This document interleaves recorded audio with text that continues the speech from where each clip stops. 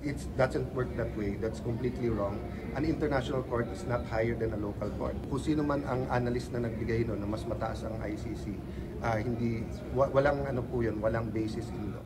Kung may debate man, no, sino ba magre-referee? Pag sinabi ng ombudsman ganito, sinabi ni ES ganito, sinabi ni Bato ganito, sinabi ng media ganito, sino ba? Dapat korte, di ba? Pagka tinanggal mo yung kapangyarihan sa korte, dictatorship na tayo. Have faith in the Philippine criminal justice system. Have faith in our courts. Hindi naman pwede kung sinong admin, siya na lang. Kasi hindi na tayo rule of law nun. Rule of men na tayo. Ito naman po, hanggang ngayon, wala pang formal na aksyon ang posibleng warrant of arrest mula sa ICC. Ito pa rin po yung issue about kay Senator Bato de la Rosa. Pero sinabi po ni Senate Minority Leader Alan Peter Cayetano, Attorney Sal, na nananawagan na sa Korte ng Pilipinas na dapat ito yung magpasya sa mga kasong pambansaan niya. Hindi lang ito usaping legal, kundi banta sa soberanya ng bansa. Alamin natin sa balita ni Troy Gomez. Pilipino ka, kinukuha ka sa ibang bansa, wala kang tatakbuhan. Kawawa naman. Mainit, diretsahan at walang paligoy-ligoy. Sa gitna ng usapin ng posibleng ICC warrant laban kay Senador Bato de la Rosa, kumasa si Senador Alan Peter Cayetano. Ayon sa kanya, mali at mapanganib kung ang dayuhang hukuman ang magdidesisyon para sa Pilipino. It doesn't work that way. That's completely wrong. An international court is not higher than a local court. Kung sino man ang analyst na nagbigay nun na mas mataas ang ICC, walang ano po yun, walang basis in law. Giit ni Cayetano, malinaw sa saligang batas na ang mga korte ng Pilipinas lamang ang may kapangyarihang magdesisyon sa mga kaso ng mga Pilipino. Anumang pag-aresto o extradition, dapat dumaan muna sa lokal na korte. Kung may debate man, no, sino ba magre-referee? Pag sinabi ng ombudsman ganito, sinabi ni ES ganito, sinabi ni Bato ganito, sinabi ng media ganito, sino ba? Dapat korte, di ba? Pagka tinanggal mo yung kapangyarihan sa korte, dictatorship na tayo. Ayon sa senador, dapat magkaisa ang mga ahensya ng gobyerno mula DOJ, ombudsman hanggang sa mga korte upang matiyak na ang hustisya ay hindi napupulitika. Have faith in the Philippine criminal justice system. Have faith in our courts. Ngunit hindi lang legalidad ang tinutukan ni Cayetano.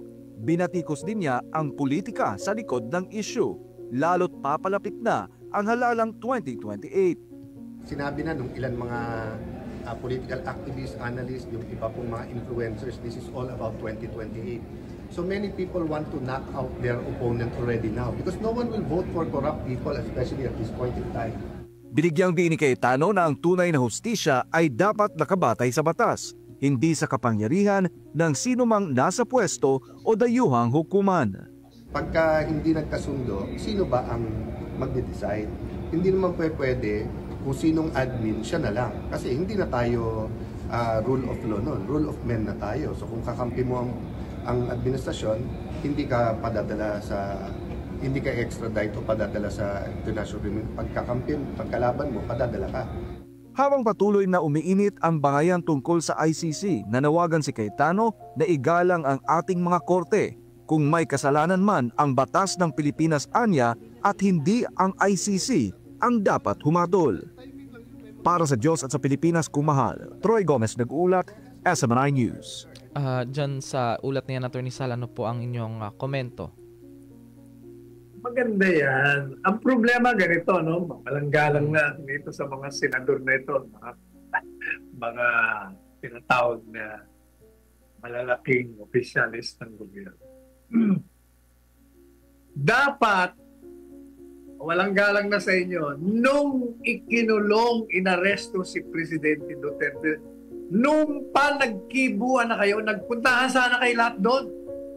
Doon sa Villamor. Mga senador, mga kongresista, hindi po pwede yan. Labag sa batas yung ginagawa ninyo. Eh kung nandun ba kayo lahat, sa tingin nyo ba itutuloy ang pag-aresto ng Presidente Duterte? Eh ang problema, puro kayo natakot eh. Tumahimik kayo. Karamihan sa inyo tumahimik. Ngayon lang kayo nagsasalita. Nakakulong na ang Presidente. Naitapo na, na-aresto na. Ngayon lang. Bakit? Bakit ngayon lang kayo nagsasalita?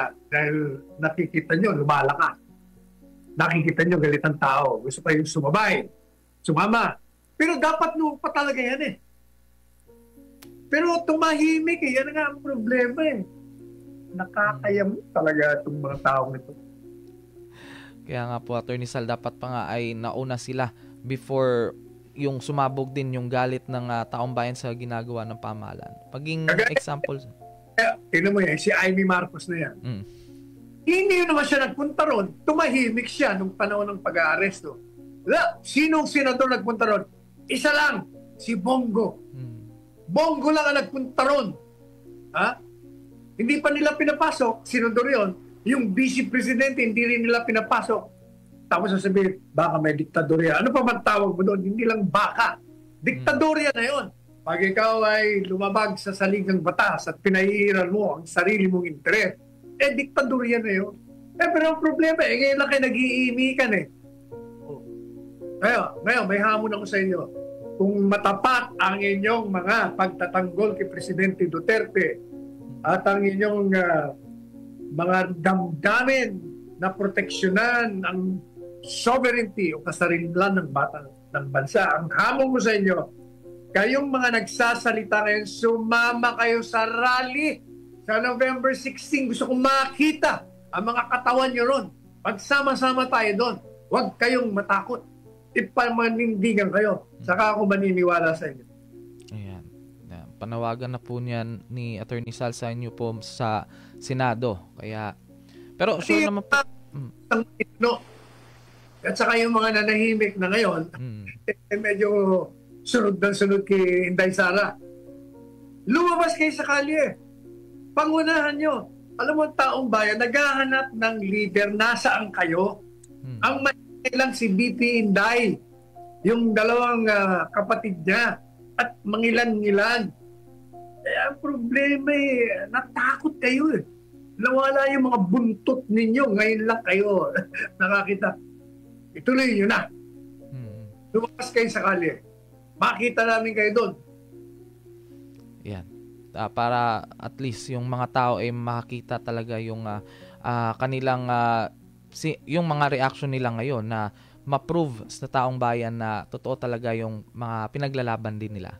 Pero ito po, Attorney Sal, kahit pinayagang makalipad palabas ng bansa si dating DPWH Secretary Manuel Bunoan na nabalitaan natin kahapon lang na umalis na siya sa bansa, mahigpit pa rin daw siyang minomonitor ayon sa Department of Justice. Si Margot Gonzales para sa balita. Muling iginiit ng Department of Justice o DOJ na nakalipad ng Amerika si dating DPWH Secretary Manuel Bunoan dahil wala itong kinakaharap na kaso at whole departure order mula sa korte. Ayon sa DOJ, hindi saklaw ng Immigration Lookout Bulletin Order na harangin at pigilan si Bunoan na makalabas ng bansa dahil nanatili sa kanya ang karapatan na makapagbiyahe. Wala din daw obligasyon si Bunoan na magpaalam sa DOJ kaugnay ng kanyang pag-alis. Matatandaan na inilagay si Bunoan sa Travel Watch Order sa gitna ng investigasyon sa anomalya sa flood control. Batay sa reporting ng BI sa DOJ, lumipad si Bunoan sa Amerika para samahan ang kanyang asawa na isa sa ilalim sa isang medical procedure. Hindi po kailangan magpaalam sa amin dahil constitutional right po nila to travel. Ang nagiging paalam na lang is kapag dating nila sa airport or sa immigration section of the airport before they do depart, kapag nakalista sila, i-report sila sa amin. So kumbaga yun na po yung paalam. Yun yung kahaganan ng paalam na gagawin ng authorities and nila. But is it, if you were to ask me, if the question is that kailangan ba nila magsabi muna sa amin bago sila kunwari bumili ng ticket, bago sila pumunta ng airport, hindi na po. Kasi again, everyone has that inherent right and constitutional right to travel. Pagtitiyak naman ng DOJ kahit nasa ibang bansa si Bunoan ay bantay sarado nila ang dating kalihim. Agad daw may papaalam sa DOJ sa pamamagitan ng BI ang mga galaw nito. There is real-time monitoring and reporting of all his movement. So bantay sarado po na kagawaran ng katarungan at ng gobyerno ang bawat galaw ni Mr. Bunoan. So kunwari galing po Estados Unidos, lumipat siya ng ibang bansa, or may movement siya within the United States, necessarily tatatakan po yung passport niya. Diba? Ang pasaporte niya magkakamarka. At dahil po doon, may real-time monitoring through the Bureau of Immigration to the DOJ. Pati sa report, magtatagal si Bunoan sa Amerika hanggang December 17. Sakalit naman hindi na ito babalik sa Pilipinas, ang Amerika na magpapasya hinggil sa kanyang visa. Goes into the limitations of his visa. So depende na po yan kung hanggang saan yung term of his stay in the United States as prescribed or stated in the visa. And then because he is in the United States, ang Estados Unidos po ang may hawak or authority over his stay there. Ayon pa sa DOJ, maliban kay Bunoan, ay wala pa namang ibang personalidad na nasa saklaw ng ILBO ang nakaalis ng Pilipinas. Para sa Diyos at Pilipinas, kumahan Margaret Gonzalez, SMNI News. Yan, Attorney Sal. Sa tingin mo, monitor pa rin nila yan, Attorney Sal, yung galaw ni dating Secretary Manuel Bunoan? Sino yan nagsasalitang yan? Anong pangalan niya? Yung tagapagsalita ng DOJ si Attorney Paulo Martinez po. Paulo Martinez? Apa. Paulo, may gatas ka pa sa labi. Hindi mo naiintindihan yung pinagsasabi mo. Alam mo ba kung bakit? Ano kung ma-monitor nyo? So what of it? Sige nga, sabihin mo nga sa akin, anong kahalagahan ng na-monitor nyo pero hindi naman bumabalik sa Pilipinas? Kung si Bunoan ay isa sa mga sumama o may kaalaman dyan sa flood control projects na malawak ang pagnanakaw ng pera ng bayan, wala rito. I-monitor mo kahit ano pang monitor mo yan. Kung wala naman yan dito, pareho ni Saldi ko, kung ano nung pinagsasabi nyo, ayaw nyo nga pabalikin. Gusto nyo paalisin. Pinapayagan nyo lahat. Sasabihin nyo, wala akong court order. Walang court order. Ayaw nyo naman mag-file ng kaso. At kahit na nga, sabi ko nga, hindi po ba, sabi ko nga, kung ako ang DFA secretary, una-una, sabihin ko sa Commissioner ng Immigration, basta itong mga tao ito, yung mga ginalanan ni Presidente Marcos Jr., yung mga tinuro dyan sa Senate investigation, sa Congressional, pag nakita niyo mga pangalan, huwag niyong bigyan ng approval na makalabas sa airport. Pabalikin nyo, hindi po pwedeng umalis.